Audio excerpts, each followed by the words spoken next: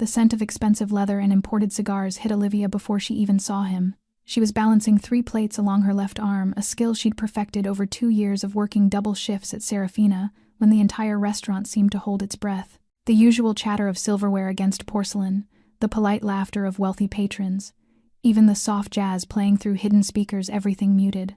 Her feet ached in the second-hand heels she'd found at a thrift store last month, the kind of ache that starts at your toes and crawls up your calves, settling into your lower back like an old friend you never wanted.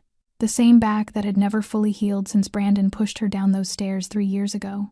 13 hours down between her 2 jobs, the office cleaning at dawn. Now this, and still 4 more to go before she could catch the last bus home to Lily. Her 4-year-old reason for everything.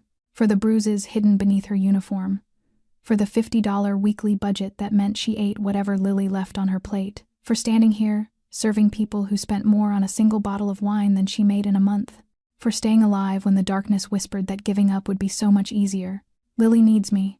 The mantra that had kept her breathing through every nightmare, every empty refrigerator, every time Brandon's fist connected with her body. "Table 12 needs water," David hissed as he brushed past her, his face pale, eyes wide with something she couldn't quite name. Fear, reverence, both. "Now, Olivia, don't keep him waiting." Him. She glanced toward the back corner booth, the one they usually reserved for celebrities or politicians who wanted privacy.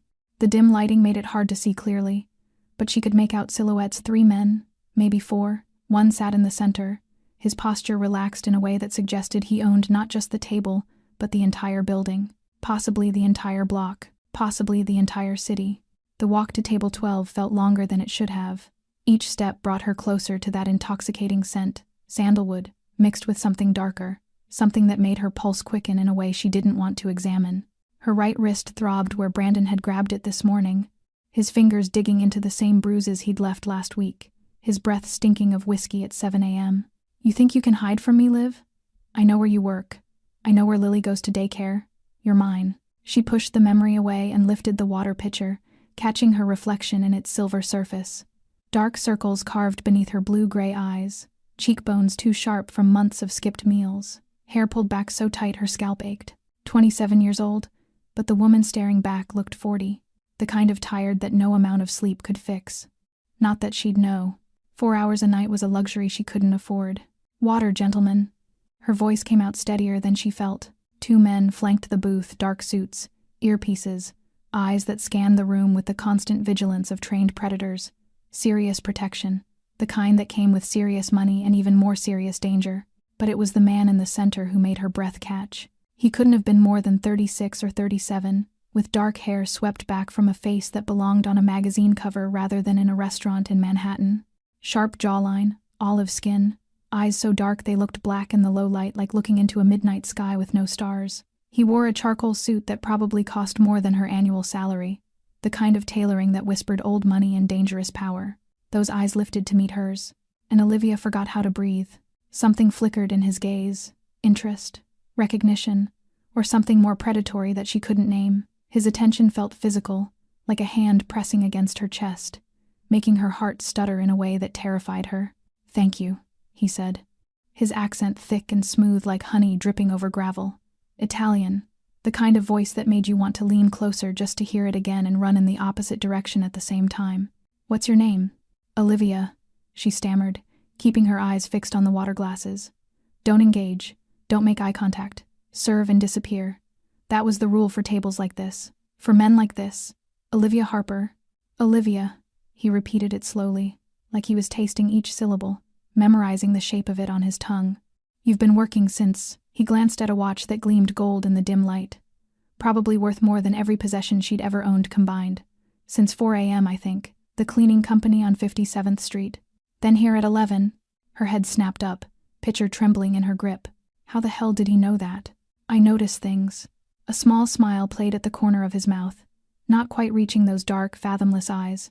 It wasn't a comforting smile. It was the smile of a man who knew secrets before you spoke them. "You favor your left leg, old injury, not recent. Your right wrist, you keep rotating it like it hurts. Fresh bruises, I'd guess. Less than 24 hours old." His gaze dropped to her uniform, and she felt suddenly naked despite being fully clothed. "And you've checked your phone 6 times in the last hour. Someone you're worried about?" "Lily." Always Lily. The pitcher trembled harder. Water sloshed against crystal. I should get back to… Sit down. 2 words. Quiet, calm, absolute. It wasn't a request. It was a command wrapped in silk, the kind of command that people obeyed without question. The kind that came from a man who had never been told no in his entire life. Olivia's survival instincts screamed at her to run. Every lesson she'd learned in foster care. Every night spent hiding from Derek's wandering hands. Every blow Brandon had ever landed, they all told her that powerful men were dangerous. That attention from men like this came with a price. There was always a price. I can't, she managed, her voice cracking. I'm working.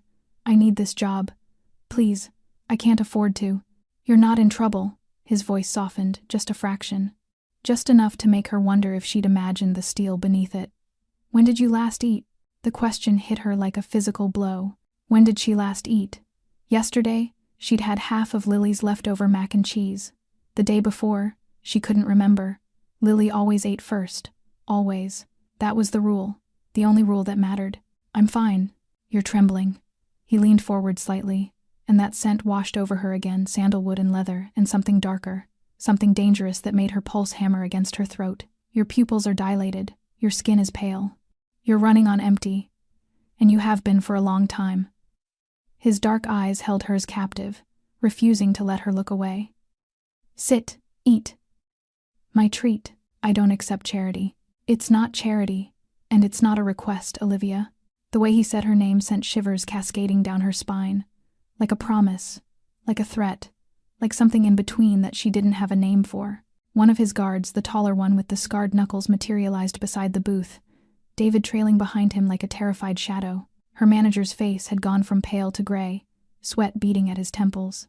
Miss Harper, David said, his voice strangled and thin. Mr. Moretti would like you to take your break now. 30 minutes. Paid. Moretti. The name triggered something in Olivia's memory. Whispers among the kitchen staff when certain reservations came through. Warnings passed between busboys about certain customers who weren't really customers at all. Stories about men who owned the shadows between streetlights. Men who made problems disappear.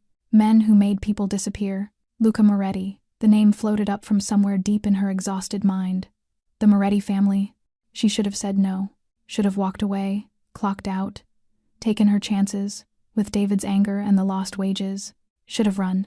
But her legs felt like water, and the room tilted slightly at the edges of her vision. And when was the last time she'd slept? Really slept? More than 4 hours? More than 3? She couldn't remember. Olivia sank onto the edge of the booth seat, as far from him as possible, though it wasn't far enough. It could never be far enough. His presence filled the space like smoke. Impossible to escape, impossible to ignore. The air itself seemed heavier near him, charged with something electric and terrifying. Bring her the special, Moretti said without looking at David, who practically fled toward the kitchen, and chamomile tea. Something gentle on an empty stomach. I don't drink tea. You will tonight. Those dark eyes studied her with an intensity that made her feel like he was peeling back her skin, seeing through every wall she'd built, every lie she'd learned to tell, every mask she wore to survive, like he could see the scared little girl who'd been left alone in an apartment at 3 years old, the teenager who'd cut her own shoulder to escape a monster, the woman who'd lost a baby at the bottom of a staircase. You're malnourished, he stated, not a question. Exhausted. Running yourself into the ground.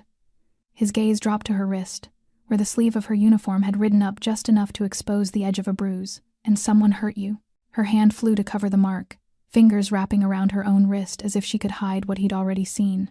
I'm fine. You keep saying that. Something flickered in his dark eyes, anger. Maybe, though not directed at her. I don't believe you. He leaned back against the leather seat, but there was nothing casual about the way he watched her. A predator assessing prey or something more complicated, something she couldn't read. The bruises on your wrist aren't from work. I can see the finger marks from here. 4 distinct points of pressure. A man's hand, large, but not as large as mine.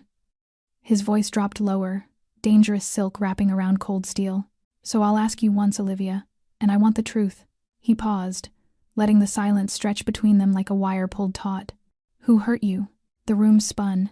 The exhaustion, the hunger, the fear of Brandon, of this stranger, of everything. The way Moretti looked at her like she was a puzzle he intended to solve, a problem he intended to fix, a thing he intended to claim. It all crashed together in her chest, a tidal wave of too much after too long of too little. She tried to stand, but a sudden, sharp pain stabbed through her chest. Her heart wasn't just fluttering, it was misfiring, a chaotic drum against her ribs. The air in her lungs turned into glass. She couldn't breathe. "Olivia?" His voice distorted, deepening into a slow-motion growl. Cold sweat drenched her back in an instant, freezing her skin. Black spots didn't just creep in. They exploded across her vision like ink in water. "Not now," she pleaded silently. "Not in front of him." Her knees buckled. She didn't feel the floor. She felt herself free, falling into a void. The last thing she registered wasn't just sandalwood, it was a curse, hissed in Italian, raw and panicked, and the iron grip of hands that were faster than gravity. If you are listening to this and feel that the story touches something quiet and unspoken inside you, take a moment to subscribe to our channel, to like and share this video so we can continue bringing heartfelt stories every single day. And if it is not too much to ask, tell me where you are watching from and leave a comment below so we know which corner of the world this story has reached, because we treasure every word you share with us. Softness was the first thing Olivia felt. Not the thin, tired give of the old sheet on the mattress in her shabby apartment, but a luxurious kind of softness, the kind of fabric she had only ever touched when folding other people's laundry at the cleaning company. Her eyelids were as heavy as if they had been weighted with lead, but she forced herself to open them, and the world slowly came into focus through a hazy fog. A high ceiling, dark wood, bookcases running along the wall, filled with leather-bound volumes that looked like artifacts. An oil painting hung above the fireplace, probably worth more than her entire life. This was not a hospital. This was not any place she had ever known. And then the memories hit her like a tidal wave. The restaurant, the man with the black eyes, the question about the bruises, the marble floor rushing up to meet her, Lily. Panic flared in Olivia's chest like a sudden fire. She jerked upright too fast, the room tilting violently as her head spun and nausea clawed at her throat. What time was it? Where was Lily? Mrs. Patterson had only agreed to watch her until 11 o'clock. If she did not come home, if something happened, if Brandon, "Your daughter is safe." That voice, low, dense, smooth like honey stirred with poison. Olivia turned her head, and her heart seemed to skip a beat. Luca Moretti sat in the leather armchair opposite her, one leg crossed over the other, the posture of a king on his throne. He had taken off his jacket, his shirt sleeves rolled up to his elbows, revealing strong forearms with cords of muscle and raised veins, and tattoos, black ink lines traced along his olive-toned skin, the designs blurred by the dim light, yet clear enough for her to understand that this man was not just some wealthy businessman. "Mrs. Patterson, apartment 4B, he went on, his voice as calm as if he were reading the weather report. "She fed Lily dinner, gave her a bath, and put her to bed at 8. The little girl is hugging an old gray stuffed rabbit and sleeping very well." Olivia felt the blood in her body turn to ice. How do you know those things?" Moretti tilted his head slightly, a thin smile like a razor blade appearing on his lips. "I told you. I notice everything." He stood up, and Olivia instinctively shrank back, her spine pressing into the sofa. "I also made some calls, one to your building, another to Mrs. Patterson. She was very happy to be paid extra to watch Lily overnight." Overnight. Those two syllables rang through Olivia's mind like an alarm bell. He knew her daughter's name. He knew the address. He knew the neighbor's name. He even knew about the old stuffed rabbit Lily could not sleep without. He knew too much, too fast, too dangerously. "You are shaking!" Moretti stepped closer, and Olivia could smell that familiar sandalwood scent, the same fragrance that had been the last thing she registered before darkness swallowed her. "I am not going to hurt you, Olivia. Or your daughter." She wanted to believe him. God, she wanted to believe him so badly. But she had believed before. She had believed Derek when he said he only wanted to check if she was sleeping well, before his hands began to wander in the dark. She had believed the social worker when they said they would protect her, only to send her back into hell. She had believed Brandon when he knelt down to propose and promised he would love her forever, before the first fist came down only 3 months later. Men always said things like that. Men always promised they would not hurt her. And men always lied. "Why?" Olivia's voice came out rough, as if her throat were being strangled by memories. She looked straight into his pitch-black eyes, searching for deceit, searching for the trap she was certain had to be there somewhere. "Why do you care what happens to a waitress?" Moretti stopped. For a brief moment, something flickered in the depths of his dark gaze. Not pity, not desire, something deeper, more complicated, something Olivia could not read, even though she had spent her entire life learning to read men in order to survive. He did not answer right away. He just stood there, looking at her, as if he himself were asking the same question. Before Olivia could say anything else, the office door opened, and a man in a black suit walked in, pushing a gleaming silver cart. The smell of food flooded the room, and Olivia's stomach betrayed her with a loud growl that made her want to disappear into the floor. The cart was laden with heavy, rich foods, steak in reduction sauce, pasta thick with cream. The smell hit Olivia, and instead of hunger, her stomach cramped violently. It was too much. Her body, starved for so long, recoiled at the richness. She gagged, covering her mouth, shame burning her cheeks. "Take it away," Luca ordered sharply. The waiter froze. "Sir? I said take it away. She's in starvation mode, you idiot. Rich food will kill her." Luca turned to her, his expression softening as the cart was wheeled out. "My apologies. They are used to feeding my men, not a woman who hasn't had a proper meal in weeks." A moment later, a new tray appeared. Not steak, but a rich, clear bone broth and soft, warm bread. "Start with this," Luca commanded, pushing the bowl toward her. Slowly.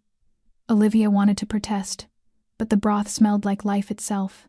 She lifted the spoon, her hand shaking so badly that broth spilled back into the bowl. Without a word, Luca reached across, took the spoon from her trembling fingers, and dipped it into the soup. Open. Beef. She could not remember the last time she had eaten beef. Maybe Lily's birthday last year, when she bought a discounted pack of ground meat to make little sandwiches for her daughter. She tried to eat slowly, tried to hold on to some scrap of dignity, but each slice disappeared from the plate faster than she meant it to. The pasta melted on her tongue. The bread shattered in a satisfying crunch. She had to fight the urge to shove everything into her mouth at once, like a child terrified someone would grab it away. Moretti did not eat. He simply sat there, watching her with an expression she could not decipher. It was not pity. She knew pity too well. This was something else, a strange kind of satisfaction, as if watching her eat gave him a quiet kind of pleasure she could not understand. "How long has it been?" His voice cut through the silence, as Olivia dabbed her mouth with a cloth napkin softer than anything she had ever touched. "How long has what been? How long have you been living like this? 2 jobs. 13, 14 hours a day. Not enough food, not enough sleep." He leaned forward, resting his elbows on his knees. "Where is the child's father?" Olivia felt her defenses rise instantly, familiar and solid, like the armor she had spent 27 years building around herself. "That is none of your business. Everything about you is my business now."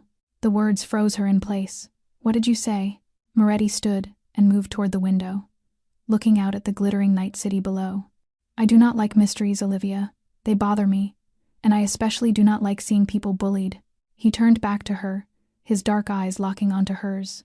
"The man who left those bruises on your wrists, who is he?" "I am not a charity case." Olivia pushed herself to her feet, her legs still trembling, but she forced herself to stand tall. "I do not need to be rescued. I have taken care of myself my whole life." "No." Moretti stepped closer, and she had to lift her chin to keep his gaze. "You are not a charity case. You are something much more interesting." Before she could ask what he meant, Moretti reached into his shirt pocket and took out a black card with silver lettering, placing it in her hand. His name, a phone number, nothing else. "My driver will take you home. That is my number. Use it. I cannot accept. I do not accept refusal."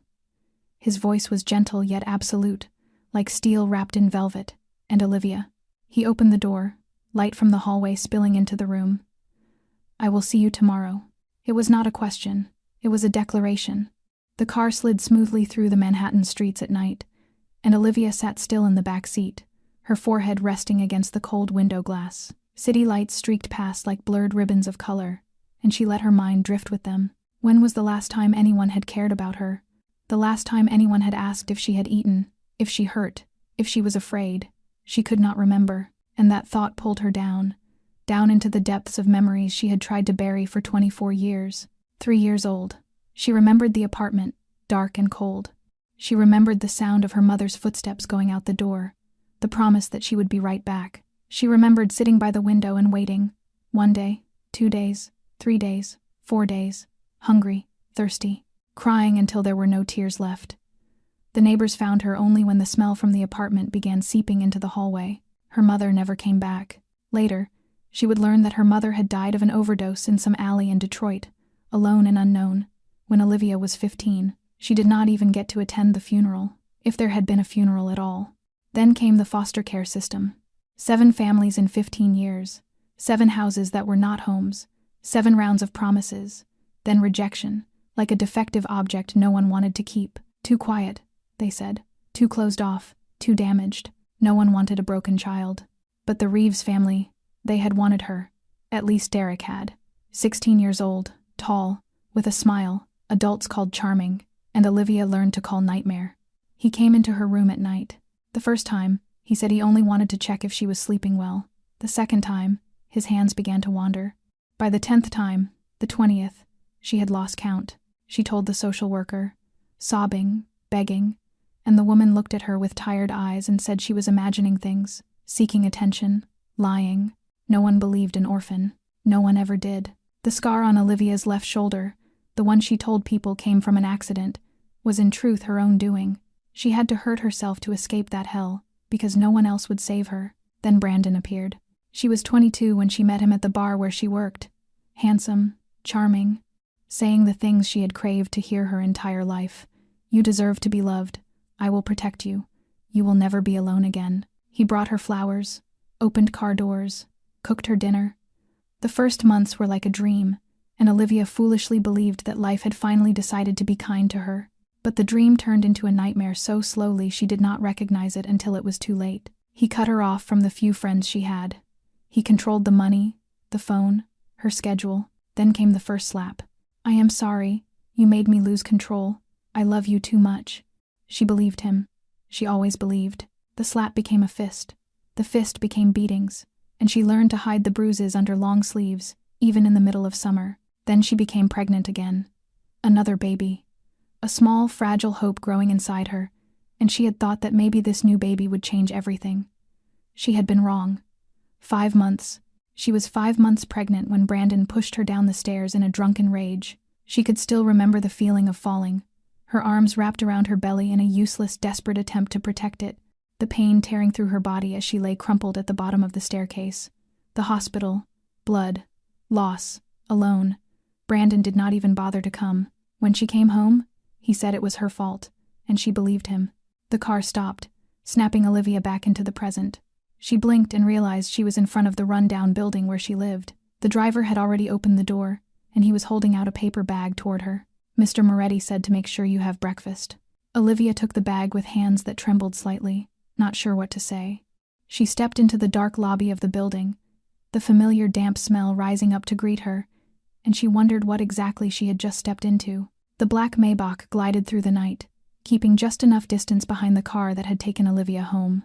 Luca Moretti sat in the back seat, his eyes fixed on the red glow of the taillights ahead, his fingers tapping lightly against his thigh in a rhythm only he understood. He did not know why he was here. He was Luca Moretti, the man all of New York feared, the man who ran an empire that sunlight never truly touched. He did not chase after women. He did not care about the tragic stories of strangers. He did not do things like this. Yet the gray-blue eyes of that girl would not leave him alone. Eyes filled with a kind of pain he recognized all too well, the pain of someone the world had betrayed too many times to still believe in anything. The car stopped and Luca stepped out before the driver could open his door. He stood on the sidewalk, looking up at the building in front of him. His jaw clenched so tightly it almost hurt. This was where she lived. The front door of the building was broken, the hinge hanging loose, so that anyone could walk in at any time. Graffiti covered the outside wall. Crude drawings and gang tags layered over one another like scars on skin. He stepped into the lobby, and the stench of urine hit his nose, sharp and disgusting, mixed with the reek of rotting trash and something else he did not care to identify. She lived here, with a 4-year-old child. The thought twisted inside Luca's mind like a knife. The elevator was broken, of course. The out-of-order sign was so yellowed that the letters were barely readable, proof that it had been dead for a long time and no one had bothered to fix it. Luca started up the stairs, counting the floors in his head. 1, 2, 3. The steps shook under his weight, the handrail loose as if it might tear away from the wall at any moment. 4, 5. The lights flickered like something from a cheap horror movie, and in some stretches they went out completely, forcing him to walk in total darkness. 6. He stopped at the 6th floor, his breathing still even, but anger boiling in his chest. Apartment 4B. He stood in front of the thin door with its peeling paint, and he could hear every sound inside as clearly as if there were no barrier at all. Olivia's footsteps, her voice saying something in a gentle tone, and then a child's voice rang out, light and bright with a joy so pure that he almost did not remember what that sound felt like. "Mommy." Luca stood there, his back against the damp wall, listening. Through the narrow gap between the door and the frame, he could see part of the apartment inside. Tiny. One room that was probably the living room and bedroom and everything else at once. Old furniture, a sofa torn at the corner, a small dining table with only 2 chairs. But it was clean, neat. There were small efforts everywhere to turn this place into a home. A child's messy drawing taped to the wall, a yellow plastic flower pot on the windowsill, children's books stacked carefully in a corner. Then he saw the little girl, Lily, brown hair like her mother's falling over narrow shoulders, big round eyes taking up almost half her small face. Thin, far too thin for a 4-year-old, she was wrapping her arms around Olivia's legs, tilting her head back to look up at her mother with a gaze Luca recognized from long ago in his own life, the look of a child who had learned to live with fear but still tried to smile. Luca closed his eyes and drew in a long breath. When he opened them again, the decision had already been made. They would not stay here much longer.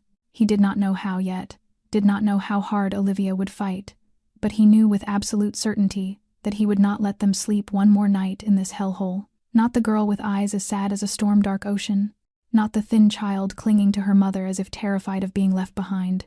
Luca Moretti stepped forward and knocked on the door. The knock froze Olivia in the middle of the apartment. She had only been holding Lily in her arms for less than a minute, breathing in the smell of her daughter's hair as if it were oxygen, and now every sense in her body shifted back into high alert. No one knocked on her door at this hour.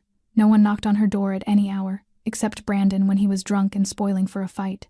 Her heart hammered against her ribs as she set Lily down and walked toward the door, her hand reaching for the baseball bat she kept hidden behind the shoe cabinet. She looked through the peephole and almost dropped the bat. Luca Moretti was standing outside her door, in an expensive suit in a hallway that reeked of urine, looking like a Greek god who had taken a wrong turn into the underworld.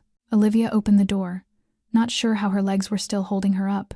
"What are you doing here?" "Making sure you got home safely." His voice was calm, as if a mafia boss standing in a slum hallway near midnight was the most normal thing in the world.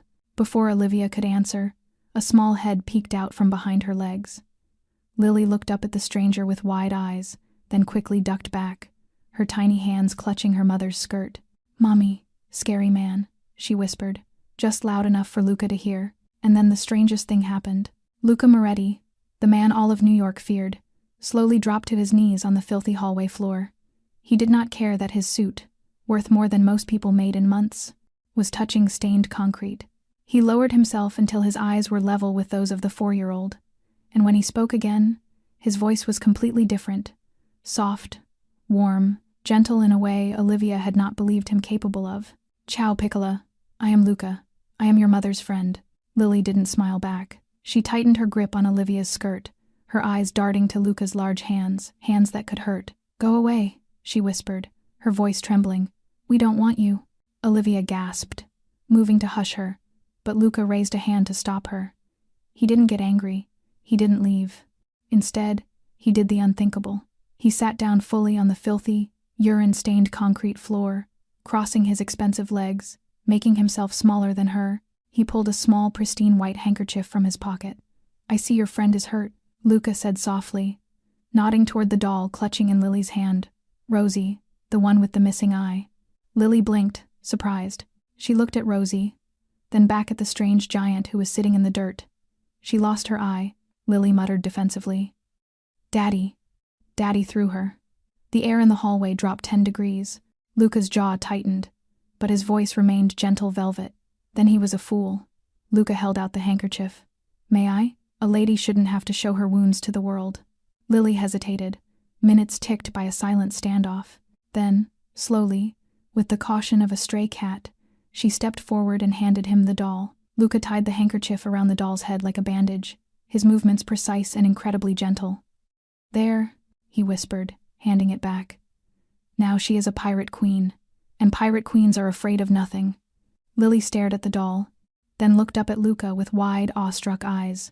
The fear was gone, replaced by wonder. She didn't drag him inside. She simply stepped back and opened the door wider. "You can come in," she decided seriously. "But only if you behave." Just then, the door of apartment 4A swung open, and Mrs. Patterson stuck her head out. She looked Luca up and down with open suspicion, then glanced at Olivia as if silently asking whether she needed to call the police. Luca stood and turned to the older woman with an easy, disarming smile. "Mrs. Patterson, I heard you took care of Lily tonight. Thank you very much. She says your pasta is delicious." Mrs. Patterson blinked, clearly taken aback by the politeness of a man who looked like he belonged to a completely different world. "Well, it was nothing. Lily is a good girl." She glanced at Olivia again, but the suspicion in her eyes had faded. "You get some rest, Olivia. You look exhausted." When Mrs. Patterson closed her door, Lily had entirely forgotten her earlier fear. She grabbed Luca's hand with her tiny fingers and tugged. "Do you want to see my doll, Luca? Her name is Rosie. She only has one eye because the other one fell off, but I still love her." Olivia meant to stop them. She meant to say it was late, that Lily needed to go to bed, that you could not just let a strange man into your home. But Luca had already stepped over the threshold, letting the little girl lead him into the cramped apartment, and he sat down on the worn wooden floor as if it were the most luxurious leather sofa. Lily pulled out a ragged doll with tangled hair and, just as she had said, only one eye. She launched into a story about Rosie, about their imaginary adventures, about how the doll was afraid of the dark but she would protect her, and Luca listened, not with the half-hearted distraction of adults who only pretend to care about what a child is saying, but with real attention, asking questions, nodding seriously, as if the story of Rosie were as important as a multi-million-dollar business report. Olivia stood in the doorway of the tiny kitchen, gripping the frame so hard her knuckles turned white. She watched her daughter laughing with the most dangerous man she had ever met, watched how quickly Lily opened her heart to him, and something tightened painfully in her chest. This was the real danger.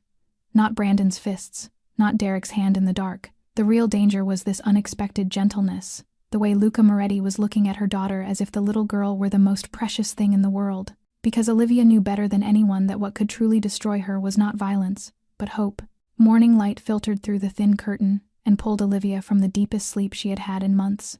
She lay still on the old sofa where she had collapsed after Luca left the apartment close to midnight, and tried to piece together what had happened. The powerful man in the expensive suit sitting on the dirty floor playing dolls with her child. Lily's smile as she showed off Rosie. The way Luca had looked at her before he left, as if he were offering a promise she could not yet understand. She blinked up at the stained, damp ceiling. It had to have been a dream. A strange dream born of exhaustion. But when she got up and went to the window, pulling the curtain aside, her heart seemed to stop. A sleek black SUV was parked across the street, completely out of place among the battered cars and garbage trucks of the neighborhood. Not a dream. All of it had been real. Olivia checked quickly to make sure Lily was still asleep in her small bed. Then she threw on an old hoodie and slipped out of the apartment, running down 6 flights of stairs as if she were fleeing something. She pushed the building's door open and stepped onto the sidewalk, squinting against the bright morning sun. Both doors of the SUV opened at the same time, and 2 men climbed out. The first was tall, with a face carved from stone, expressionless, wearing dark glasses even though the light was not harsh. The second was a little shorter, younger, with a friendly smile that did nothing to soften the sharpness in his eyes. The tall man stepped forward and gave a short nod. "Miss Harper, I am Marco. This is Tony. Mr. Moretti has assigned us to you." "Assigned you to me?" Olivia felt the blood rush to her face. "I am not a package to be assigned to someone, and I do not need babysitters." Marco did not move, his face still as cold as ice. "Ma'am, with all due respect, that is not your decision." Tony stepped forward, raising both hands as if to calm things down. "Hey, we are only here to make sure you and the little girl are safe. You will not even know we exist. Just pretend we are invisible." "Invisible?" Olivia pointed at the black SUV that looked as big as a tank. "How is that car supposed to be invisible?" Tony shrugged with a slightly embarrassed smile. "Yeah, you are right about that." Olivia was about to say something else, maybe to shout in their faces that she did not need anyone's protection, that she had taken care of herself for 27 years. But then she remembered Lily was still alone upstairs in the apartment, and she turned and ran back up the stairs without another word. When she reached the door of the apartment, she saw something on the floor. A large brown paper bag with the logo of a high-end grocery store she had never even dared to step inside. Inside the bag was enough food for an entire week: fresh milk, Eggs, bread, fruit, meat, vegetables, and even a box of animal-shaped cereal she knew Lily would adore. Her phone buzzed in the pocket of her hoodie. A text from an unknown number. "Eat. Both of you. L." Olivia looked at the bag of food, then at the message, and felt something strange rise in her chest.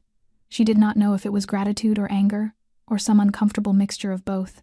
An hour later, she walked Lily to daycare as she did every morning, but unlike every other morning, the black SUV rolled slowly along behind them, keeping just enough distance not to attract too much attention, but close enough for her to know they were always there. Lily glanced back at the car, then looked up at her mother with wide eyes. "Mommy, are those men your friends too?"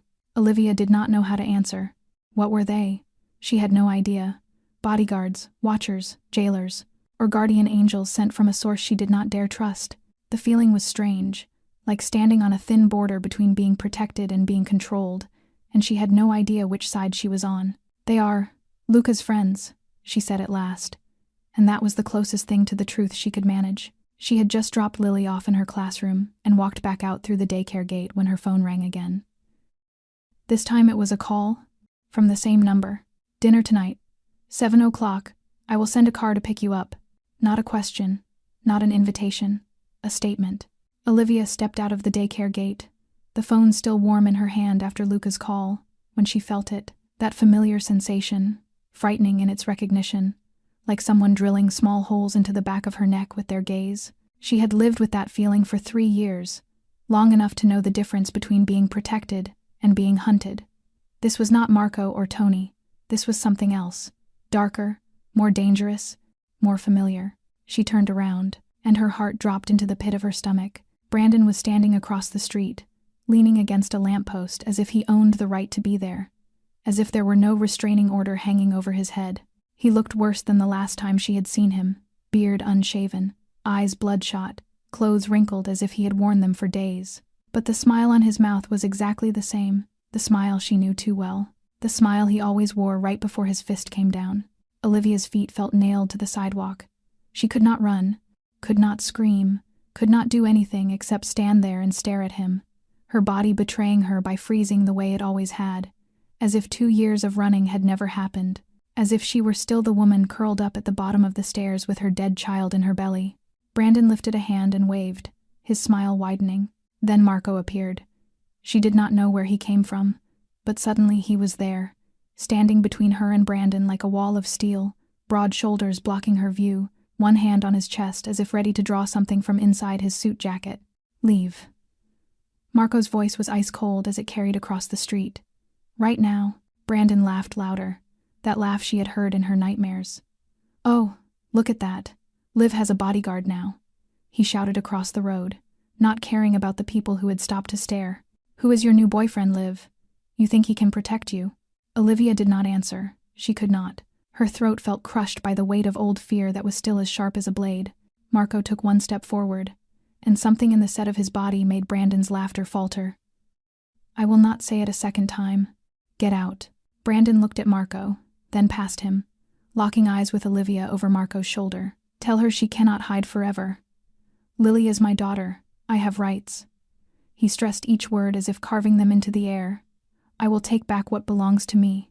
Olivia trembled, not from the chill, not from the morning breeze sliding down the street, but from the way he said "belongs to me," as if she and Lily were objects, property, things to own and destroy. Brandon finally turned and walked away, but not before he looked back one last time. That look said more than 1,000 words. A promise, a threat, a reminder that he would never truly leave her in peace.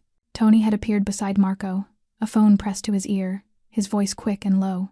Olivia only caught a few words. "The target has appeared. Brandon Cole has left but looks like he will come back. Need to report to the boss right away." The boss, Luca. Olivia knew this would reach him. She knew from the moment Brandon appeared that Luca would find out, that the eyes and ears he had placed around her would report every smallest detail. She should have been afraid of that. She should have felt violated, controlled, trapped inside a new kind of cage. But what she felt, what made her sickened with herself, was relief. Someone knew. Someone was watching. Someone would not let him get close to her and Lily. Her phone buzzed in her pocket before she could sort through her emotions. She looked at the screen. Luca's number. "We need to talk about Brandon Cole." His voice was calm, but under that calm was something colder, darker, more dangerous. And Olivia realized she was not afraid of Luca Moretti the way she was afraid of Brandon. She was afraid of what he might do to Brandon. And the most frightening part was that she was not sure she would object. The sleek black car stopped in front of Olivia's building at exactly 7 o'clock that evening, not a minute early, not a second late, just as Luca had said. But what surprised her was not the car. It was the box that had been waiting outside her apartment door when she came home from work. Inside was a dress, simple yet elegant, a deep blue like the night sky, the kind of fabric that slipped through her fingers like water. There was no label, no price tag, but Olivia knew the dress cost more than everything she owned put together, and it fit perfectly, as if it had been made for her body, skimming the curves she had forgotten she had, and covering the scars she never wanted anyone to see. Mrs. Patterson had arrived at 6, paid generously to watch Lily overnight, and she looked at Olivia with a mixture of surprise and worry when she saw her in the dress. "Be careful, dear," she said, her voice heavy with unspoken warnings. Olivia kissed Lily's forehead, promised she would be back soon, then walked down the stairs with her heart pounding in her chest.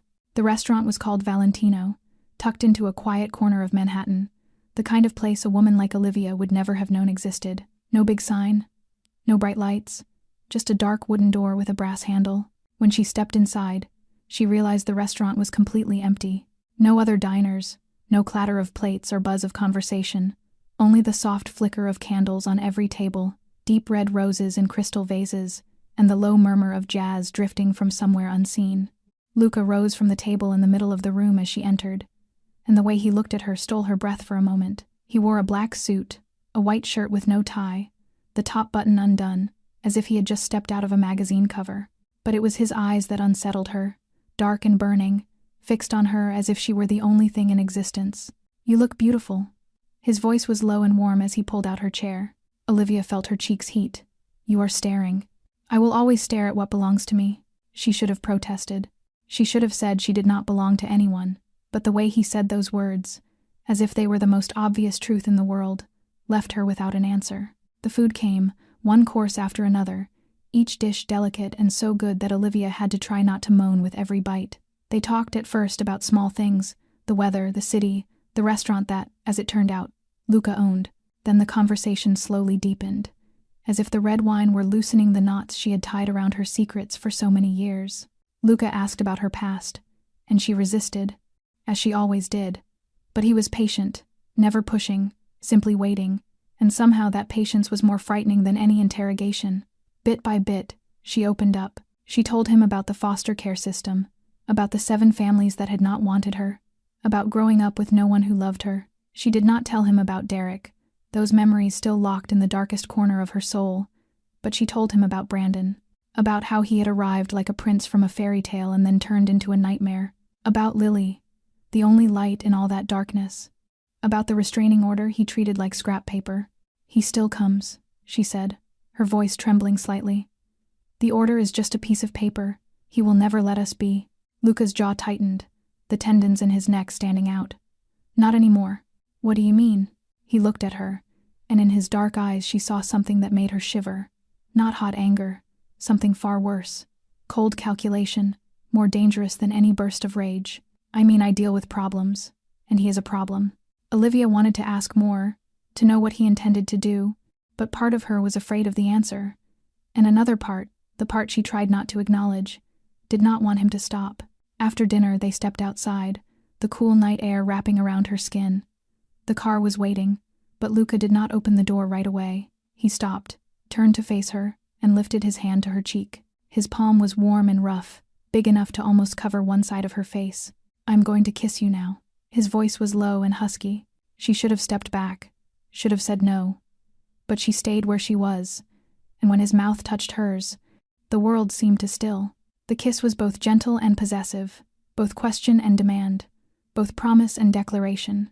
She felt everything in it, protection, hunger, danger, and she answered, without knowing when her hands had grabbed hold of his jacket like she was afraid of falling. When they finally parted, Luca rested his forehead against hers, his breath warm against her lips. "You are mine now, Olivia, every part of you." She did not know whether to be afraid or to want more. Maybe both. Maybe that was the most dangerous thing of all. 3 days passed after that night. 3 days in which Olivia tried to convince herself that the kiss had meant nothing, that she was only temporarily out of her mind, that she would never let a man control her life again.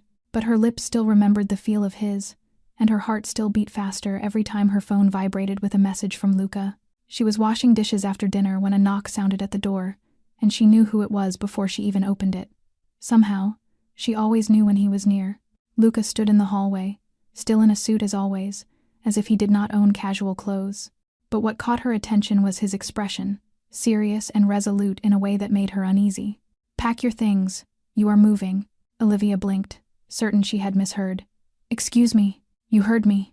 Luca stepped past her into the apartment without waiting to be invited, his eyes sweeping over the tiny room with open displeasure. "You and Lily are leaving. Today. You cannot just show up and order me to move." Olivia followed him, anger surging hot in her chest. "This is my home. I decide where I live." Luca turned to face her, and she saw the last of his patience thinning. "Your lock is broken. I could kick this door once and it would fly open. The elevator does not work. The stairs are ready to collapse. There are no security cameras, no guard, and Brandon Cole knows this exact address." He stepped closer, his voice dropping. "I have seen where you live. I have walked that hallway, smelled that stink, counted the number of steps from the front door to your apartment. This place is not safe for you or for Lily. I will not be kept like something." Olivia lifted her chin, even though she had to look up to meet his gaze. "I am not something you get to own and move around as you please." Luca took another step, and now they were close enough that she could feel the heat from his body. "You are not an object. You are a priority. There is a difference. I have lived on my own for 27 years. She refused to back down, even though every cell in her body was screaming that she was challenging the most dangerous man in New York. "I do not need anyone to save me." "You have survived for 27 years, Luca corrected her, his voice suddenly softer, and that softness was more terrifying than all his hard edges. "Surviving is not the same as living. When was the last time you were not afraid?" The question hit Olivia like a slap. She opened her mouth to answer, to say she was fine, that she was strong, that she did not need pity. But no words came out, because when she tried to remember, really remember, she could not find a single moment. Not in foster care, not with Brandon, not at any point in her 27 years on this earth. Silence stretched between them, and she knew he had seen the answer in that silence. "1 week, Luca said, his voice gentler now. "Give me 1 week. If you are not happy, I will find you somewhere else. But you are not staying here." Olivia turned away, her gaze landing on Lily's bedroom door. The tiny room with walls so thin she could hear the neighbors coughing at night. The corner where black mold crept along the plaster, the spot she had scrubbed hundreds of times and never truly erased. The window with a narrow gap that let the wind slip in every winter night, forcing Lily to sleep under 2 blankets. She had done everything she could to make this place a home, but it was still the place where she checked the lock 3 times every night, where she woke at every unfamiliar sound, where Brandon could show up whenever he wanted. The battle raged inside her, between the pride that had kept her alive and the terror she was too exhausted to keep carrying. 1 week, she said at last, her voice barely more than a whisper. She had no idea what she had just agreed to. The building was in the Upper East Side, the kind of address Olivia had only ever seen in movies or glossy magazine pages she flipped through while waiting on customers at the restaurant. The doorman in uniform opened the door for them with a polite nod, calling her Miss Harper, as if she were someone important. The lobby was marble, the ceiling soaring high with crystal chandeliers, and she counted at least 4 security cameras on the ground floor alone. A private elevator carried them up to the penthouse, and when the doors slid open, Olivia had to grip Lily's hand to steady herself.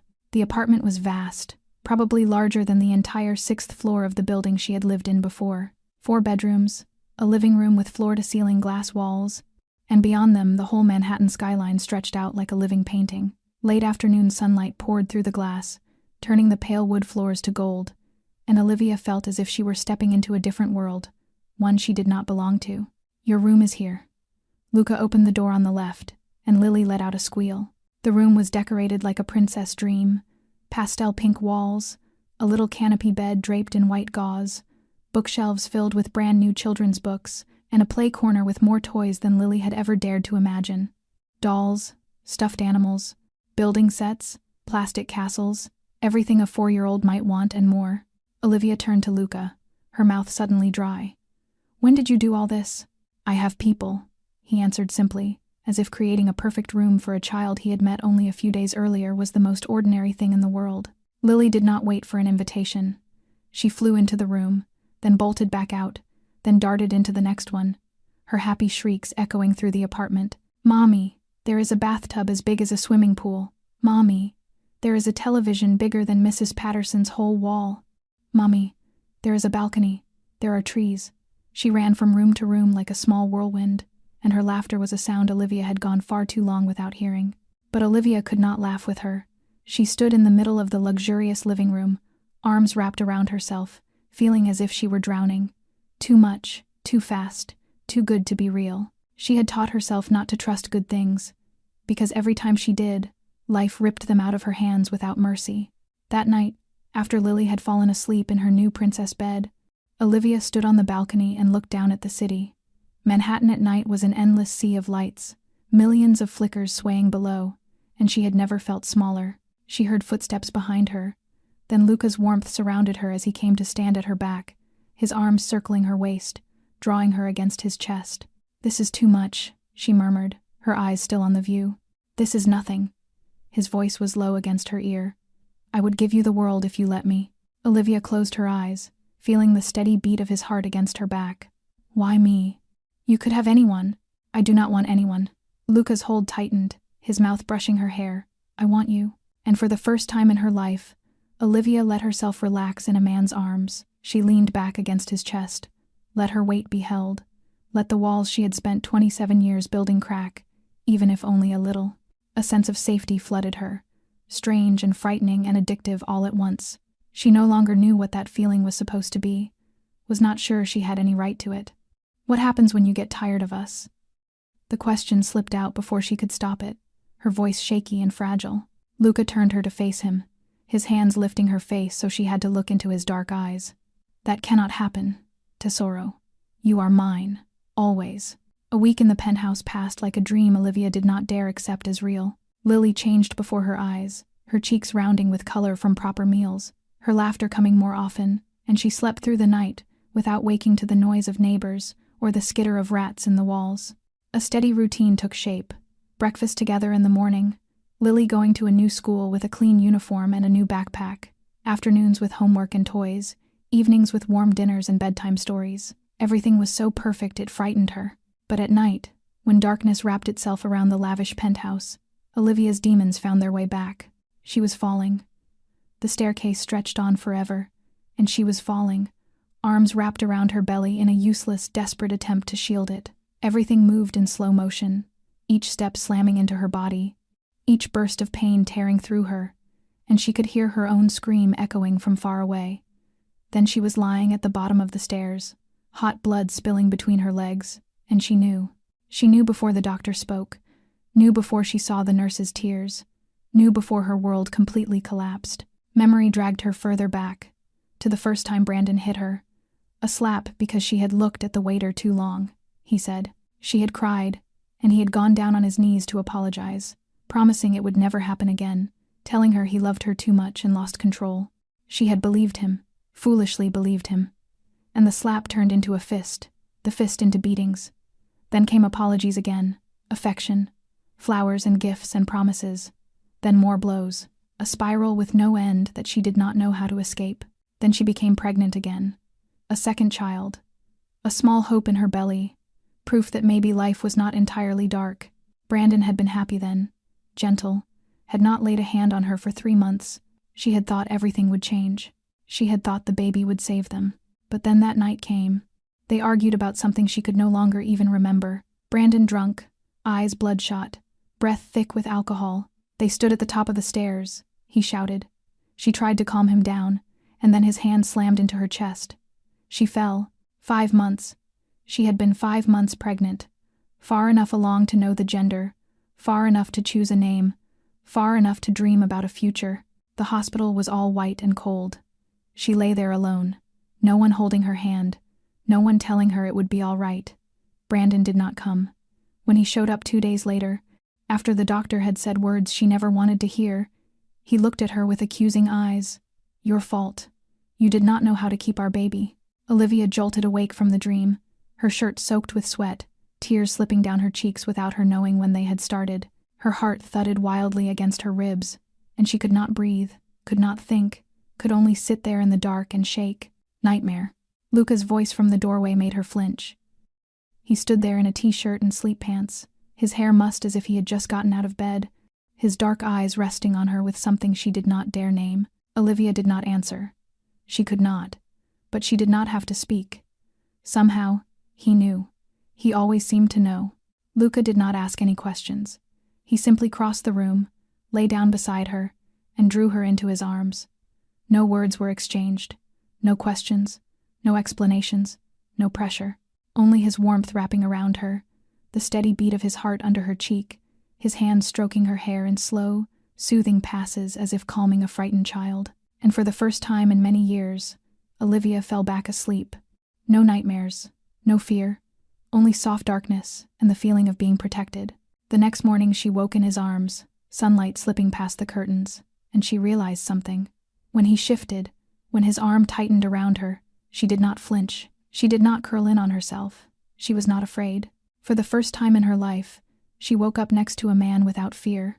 Lily's new preschool was in a quiet, safe neighborhood, the kind of place with high fences, security cameras, and staff whose backgrounds had been checked carefully. Luca had handled everything: enrollment, tuition, transportation, and Olivia had stopped trying to refuse. She was learning how to accept help, even if it still felt as uncomfortable as wearing clothes that did not quite fit. That afternoon, she went to pick Lily up as usual, with Marco and Tony following in the now familiar black SUV. She walked through the school gate, smiling as she saw Lily running toward her with a messy drawing in hand, and for a brief, fragile moment, she let herself believe that everything might actually be all right. Then she saw him. Brandon was leaning against a lamppost across the street, exactly where Marco's SUV could not see him, as if he had studied the blind spots in the cameras and in the bodyguard's line of sight. He looked worse than the last time, his eyes sunken, his beard several days old, but the smile on his mouth was the same, that cruel smile she had watched in her nightmares for years. He stepped off the curb before she could react. "Nice upgrade, Liv." His voice was bitter and dripping with spite. "Climbed up in the world by lying on your back, did you?" Olivia pulled Lily behind her on instinct, her heart pounding in her chest. "Go away, Brandon. You are not supposed to be here. Not supposed to be here." He laughed loudly, the sound making Lily cry and cling to her mother's legs. "This is my daughter's school. I have every right to be here. You have a restraining order. To hell with your restraining order." Brandon moved closer, and Olivia stepped back, but he was faster. His hand clamped around her arm, right over the same spot, right where the bruises had only just begun to fade, and he squeezed so hard the air caught in her throat. "You think some rich guy can keep you away from me? Lily is my daughter, my flesh and blood." Lily cried harder, the raw, ripping cry of a terrified child, and Olivia tried to wrench her arm free, but Brandon tightened his grip, his fingernails biting into her skin. "Let her go." Marco's voice came from behind her, cold as ice and hard as steel. Olivia did not know when he had appeared, but suddenly he was there, his hand closing around Brandon's wrist and twisting. Brandon screamed in pain and was forced to release her. "Touch her again and you lose the arm." Marco said it in a flat tone, as if he were reading a menu instead of threatening to break a man's bones. Tony appeared from the other side, planting himself between Brandon and the two of them, his hand pressed to his chest, ready to draw whatever was hidden inside his jacket. Brandon yanked his arm free from Marco's grip, his face flushed red with fury and humiliation. "This is not over. I will get a lawyer. I will get Lily back. She is a broke single mother living off some man. Any court will give me custody." He turned to Olivia and spat at her feet. "You are nothing. You will always be nothing." Marco and Tony pushed him back, not brutal but unyielding, and he walked away, though not before he looked back one last time. That look carried a promise that he would return, a promise that this was only the beginning. Olivia stood there shaking, her arm throbbing where Brandon had grabbed her, feeling the sick ache of new bruises blooming beneath her skin. Lily clung to her leg, sobbing without sound, her small body trembling with fear. "Mommy, I am scared." The little girl's voice broke on the words. Olivia bent down and pulled her close, fighting to hold back her own tears. "It is all right, baby. I am here. I will not let anyone hurt you." But her hand still shook, and her heart still pounded like a drum, and she knew that promise was as fragile as paper. Back at the penthouse, Lily was handed off to the new nanny Luca had hired, a middle-aged woman named Maria, with a gentle smile and a soft voice. Olivia sat in the living room, cradling her aching arm, waiting for what she knew would inevitably come. The door opened and Luca walked in. She had never seen him like this. On the surface he was still composed, his suit still immaculate without a wrinkle, but there was something in his eyes that made the air in the room feel thick. Rage roiled just beneath the surface, held in check by sheer iron will, but ready to explode at any moment. He put his hands on you. Luca's voice was ice cold, stripped of all emotion, and somehow that was more terrifying than if he had shouted. Olivia did not answer. She did not have to. Luca came closer, standing in front of her, his gaze dropping to the arm she was holding. Let me see. Slowly, Olivia pushed up her sleeve, revealing the bruises already blooming on her pale skin. 4 distinct dark marks, the imprint of Brandon's fingers branded there like a vicious claim of ownership. She looked up at Luca, and she saw the exact moment something shifted in his eyes.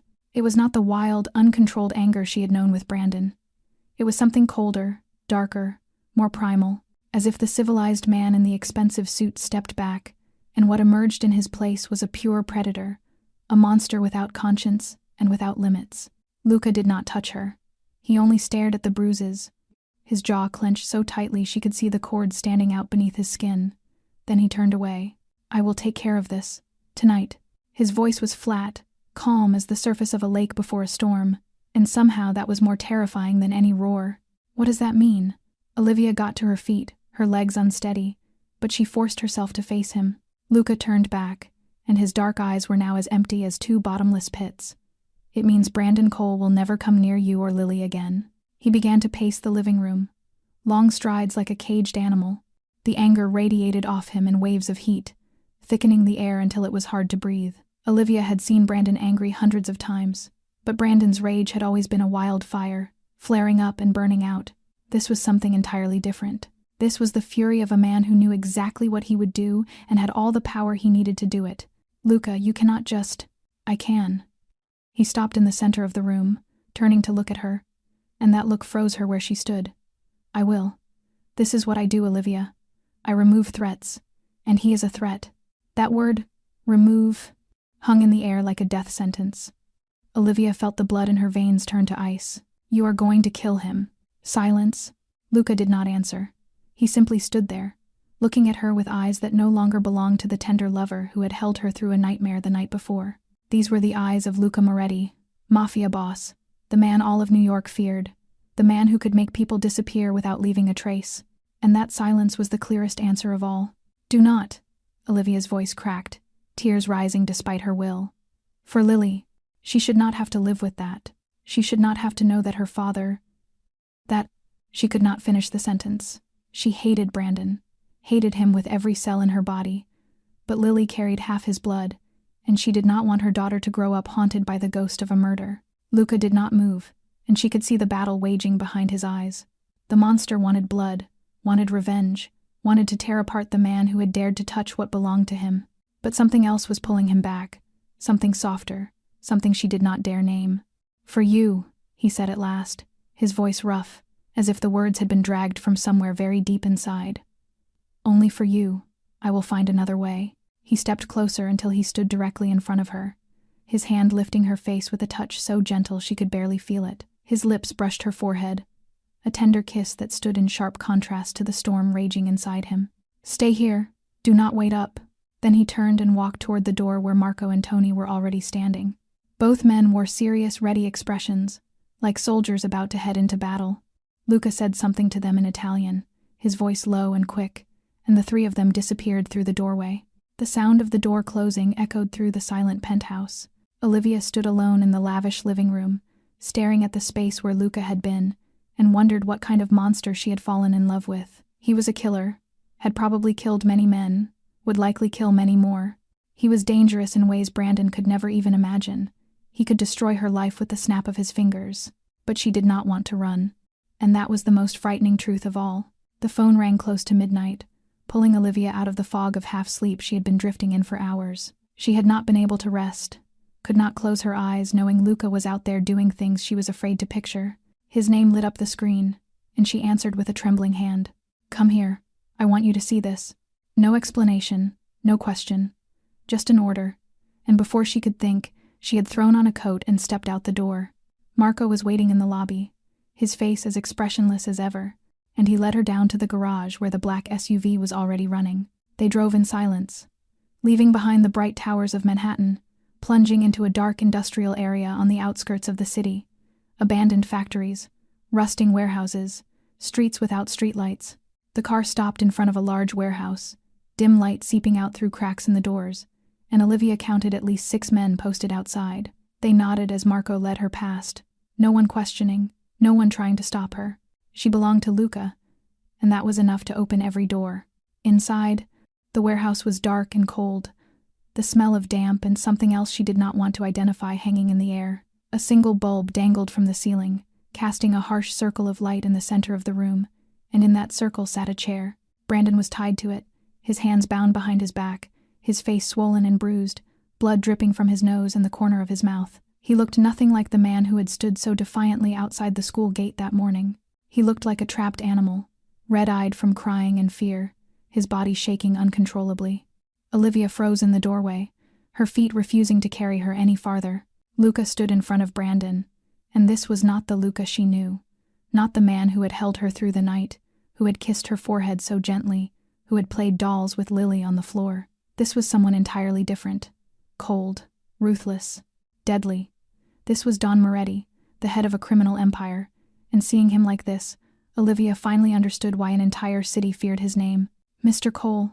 Luca's voice echoed in the empty warehouse, calm and courteous, as if they were in a boardroom, instead of a place that smelled of rust and violence. Let us discuss your future. Brandon lifted his head, and when he saw Olivia standing at the door, his eyes went wide. Liv, please, tell him, I am sorry, Do not look at her. Luca cut him off, his voice still perfectly level. Look at me. Brandon turned his gaze back to Luca, and she could see him trying not to cry, trying not to beg, and failing miserably. Please, I am sorry. I will not do it again. I swear. He hit her for the first time 3 months into their relationship, Luca began, his voice even, as if he were reading a sentence in court. One slap because she looked at the waiter for too long. Then he kept hitting her, week after week, month after month, year after year. He violated the restraining order 17 times in the past 2 years. He has not paid a single cent in child support for the daughter he claims he wants to win custody of. Brandon's mouth opened, but no sound came out. And the stairs? Luca's voice dropped lower, and something dangerous flickered in his eyes. I know about the stairs. I know you pushed her when she was 5 months pregnant. I know she lost that baby because of you. Olivia's hand moved on its own, resting against her belly where her first child had once lived, and tears slid down her cheeks before she realized they were there. He knew. Luca knew everything. One of the men stepped forward and set a folder on Brandon's lap. These are papers terminating your parental rights, Luca said. You sign them, you disappear, and you live. Brandon looked down at the pages, then back up at Luca. And if I do not sign? Luca smiled, and it was the most frightening thing Olivia had ever seen. There was no warmth in it, no trace of humanity, only the promise of endless pain. Then we explore less pleasant options. Brandon signed. His hand shook so badly his signature was almost illegible, but he signed, page after page, under Luca's cold, unblinking stare. Las Vegas, Luca said, when the last document was signed. There is a casino that needs a man to work off his debts. 5 years. You will not contact them, ever. If I hear you are within 500 miles of New York, if I find out you tried to reach Olivia or Lily, our next conversation will not be this civilized. 2 men came forward and hauled Brandon to his feet, and he did not resist. He only looked at Olivia one last time, hatred and terror tangled together in his eyes, before he was dragged away into the dark. Luca turned toward her, and for a moment she saw the shift happen. Don Moretti stepped back, and the man she loved returned, exhausted and tense, but still himself. It is done. He is gone. Olivia stood there, staring at him, knowing she ought to be horrified. She had just watched the man she loved torture and threaten another man. She should run. She should call the police. She should do 100 different things. But she was not horrified. All she felt was relief. The car slid through the dark streets of New York, and the silence between them was as thick as fog. Olivia sat in the back seat, eyes on the window but not really seeing anything, her mind spinning as it tried to process what had just happened. She had watched the man she loved torment the one who had brutalized her for years. She had seen Brandon, the man who once terrified her so much she barely dared to breathe, shaking and begging like a beaten dog. She had stood there while Luca recited every one of his sins, every fist, every violation of the restraining order, every unpaid dollar of support. And the child she had lost?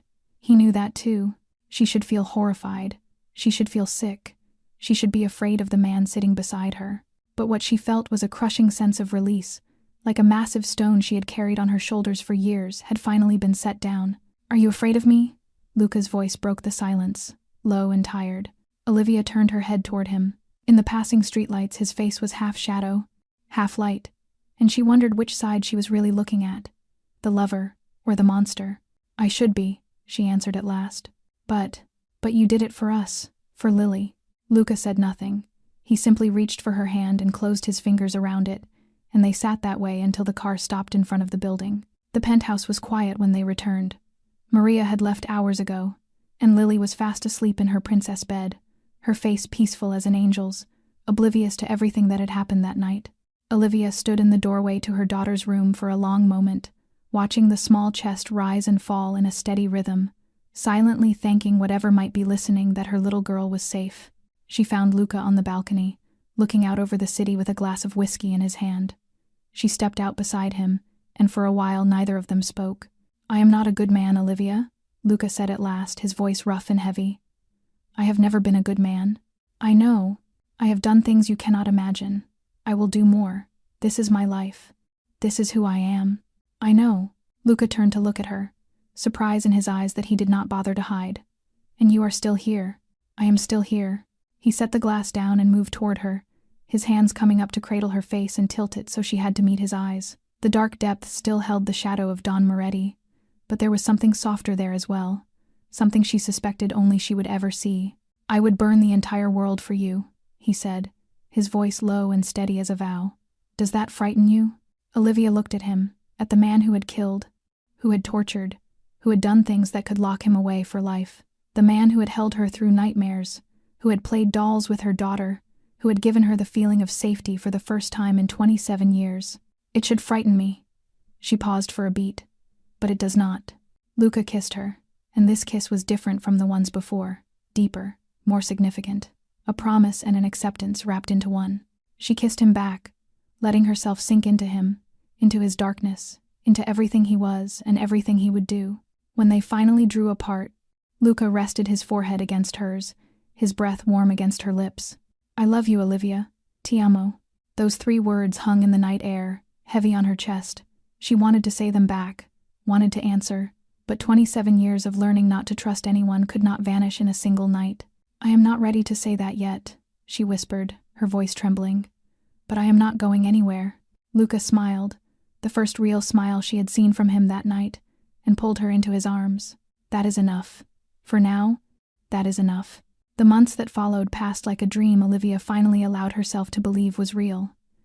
She no longer waited tables at Serafina. Instead, she was running the entire restaurant, a position Luca had offered, and she had refused 3 times before he convinced her it was not charity but recognition, because she truly was good at it.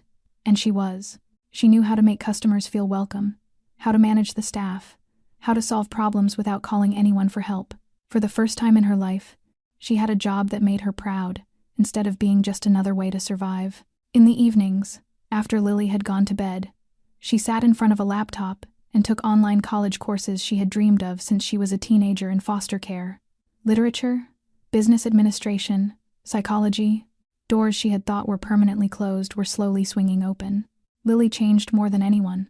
She now attended a good school with a clean uniform and new friends, her cheeks round and rosy, her laugh ringing out every day. She was no longer thin and pale, no longer startled at every loud noise, no longer looked at every man with fear in her eyes. She was growing up like a normal child, and that was the greatest gift Olivia had ever been given. Sundays became their special day. They went to Valentino, the restaurant Luca owned, where the head chef, also named Marco, had become Lily's best friend. She wore a tiny apron and helped make pizza, flour smeared all over her face while her giggles bounced off the kitchen walls. Luca sat nearby, sleeves rolled up, teaching Lily Italian. while they waited for their food. Ciao bella. Buongiorno. Ti voglio bene. She repeated each word in her sweet, clumsy accent, and Luca patiently corrected her pronunciation as if it were the most important lesson in the world. Then one Sunday, it happened. They were at their usual table.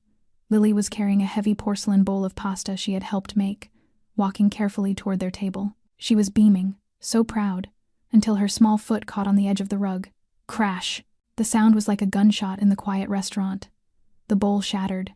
Red sauce splattered everywhere over the expensive white tablecloth, over the floor, over Luca's immaculate suit trousers. The entire restaurant went silent. Lily froze. Her face drained of color, turning sheet white. She immediately curled into a ball, covering her head with her hands, her body shaking violently. "I'm sorry. Don't hit me. I'm sorry. I'm sorry," she screamed, a raw sound of pure terror. Olivia jumped up, but Luca was faster. He didn't look at his ruined suit. He didn't care about the mess. He was on his knees in the sauce and broken glass in a second, pulling the trembling child into his arms. "No, no, Piccola," he soothed, his voice rough with emotion. "Look at me. Lily, look at me." He pulled her hands away from her face. "I am not him. I will never hit you. It's just a bowl. It's just pasta. I don't care," Lily hiccuped, tears streaming down her face. You aren't mad? I'm only mad that you are scared." Luca wiped a tear from her cheek with his thumb. Lily looked at him, really looked at him, and the realization seemed to dawn on her small face. This man was safe. This man was a shield, not a weapon. She buried her face in his neck, sobbing, but this time it was relief. "Daddy," she wept into his shirt. "I want you to be my daddy." Everything froze. Olivia stopped breathing. Luca stopped moving. "What did you say?" Luca whispered, his voice cracking. "Daddy," Lily repeated, her voice small but sure, pressing her face deeper into his chest. Luca closed his eyes, a shudder running through his powerful frame. He ignored the whispers of the staff, ignored the sauce staining his custom shirt. "Perfect, Piccola," he choked out, his voice hoarse and raw. "It is perfect." He held her there on the floor, amidst the broken porcelain and spilled food, rocking her gently as if she were the most precious treasure in the world. Olivia had to look away to hide her tears. That night, after Lily had fallen asleep, Olivia found Luca standing alone on the balcony. He did not turn when she stepped out, and when she got close enough, she could see that his eyes were rimmed with red. "I never thought I would have this," he said, his voice low and shaking. "Have what?" "A family. A real family." He turned to look at her, and in that instant she saw everything. The boy who had grown up in violence and blood, the man who had never been loved without conditions, the monster shaped more by circumstance than by choice. And Olivia realized he was just as broken as she was, only in a different way. "Luca." She stepped closer and laid her hand on his chest, feeling his heart pounding beneath her palm. "I love you." The 3 words she had not been able to speak for months slipped out as naturally as breathing. Luca's face changed. Joy, disbelief. Then something fierce and possessive flared in his eyes. He gripped her shoulders, looking at her as if he were trying to read whether she truly meant it. "Say it again." "I love you."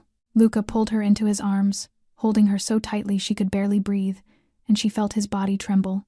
"I have been waiting my entire life to hear that," he whispered against her ear, his voice choked. "And I will spend the rest of my life making sure you never regret saying it." That evening, the sunset stained the Manhattan sky a deep red as Olivia stood on the penthouse balcony that had been her home for many months now.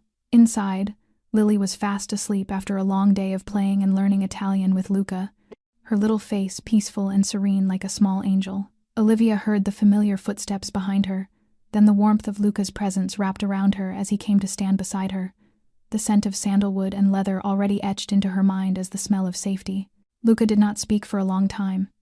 He simply stood there, looking out over the city as the lights began to flicker on one by one. Then he reached into his jacket pocket and took out a small black velvet box, and Olivia's heart seemed to stop.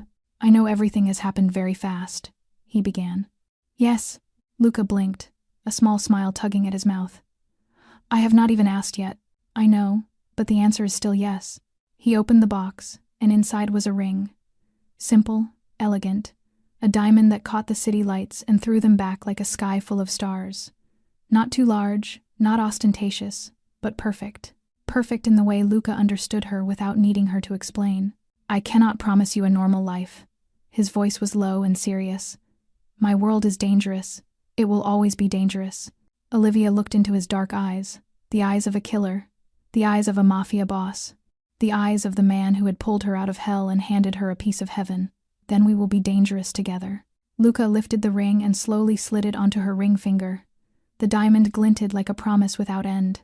Mine. Forever. Yours. Forever. Mommy. Daddy. Lily's sleepy voice drifted from inside, and they both turned. The little girl stood in the doorway to the balcony, eyes half closed, clutching her old stuffed rabbit. We are coming, baby. They went in together, like a family. Luca scooped Lily up, and she rested her head on his shoulder as naturally as if that had always been where she belonged. They tucked her back into bed, pulled the blanket up, kissed her forehead, both of them moving in a quiet ritual they had already repeated hundreds of times. "Good night, Daddy," Lily murmured, her eyes already closed. "Buonanotte, piccola," Luca replied, his voice so gentle Olivia almost cried. They returned to the balcony, and Luca drew her back into his arms, her back resting against his chest as they looked out over the glittering city below. Olivia thought of the little girl left alone in a dark apartment at 3 years old, waiting for her mother for 4 days while no one came. She thought of the child passed from one foster home to another, 7 families that never wanted to keep her, never loved her. She thought of the teenage girl who had to hurt herself to escape a predator's hands. She thought of the young woman who believed in love and ended up beaten, pushed down a staircase, robbed of her unborn child. She thought of the single mother working 2 jobs, skipping meals so her daughter could eat, living every day in fear. That girl had been invisible to the world. That girl had believed she did not deserve love. But now, in this man's arms, she was no longer invisible. She was seen. She was protected. She was loved. Not because she was perfect, but because she was herself. With every scar, with every wound, with every broken piece she had thought could never be mended. "What are you thinking about?" Luca whispered against her ear. "I am thinking that for the first time in my life, I am not afraid of tomorrow." He tightened his hold on her, his lips brushing her hair, because tomorrow meant waking up loved by a man who would burn the world to keep her warm. And that was everything. That was all that mattered. Olivia and Luca's story reminds us that no matter how painful the past may be, no matter how far life pushes us down into the deepest pit, there is always hope. There is always someone who will see our true worth when the rest of the world turns away. True love does not demand that we be flawless. It accepts us with every scar and every fracture. And sometimes, the person the world calls a monster is the guardian angel meant only for us. Thank you for staying with this story until the very end. How did Olivia and Luca's journey make you feel? In your own life, have you ever met someone who made you feel protected and loved without conditions? Please share your feelings in the comments below. We deeply wish to hear the thoughts that come from the deepest part of your heart. If you enjoyed this video, do not forget to like it and share it so the story can reach more people. And especially, please subscribe to our channel so you will not miss the moving stories we bring you every day. We wish every one of you watching this video good health, a joyful life, and peaceful days. No matter how hard life becomes, always remember that you are worthy of love. Goodbye, and see you in the next video.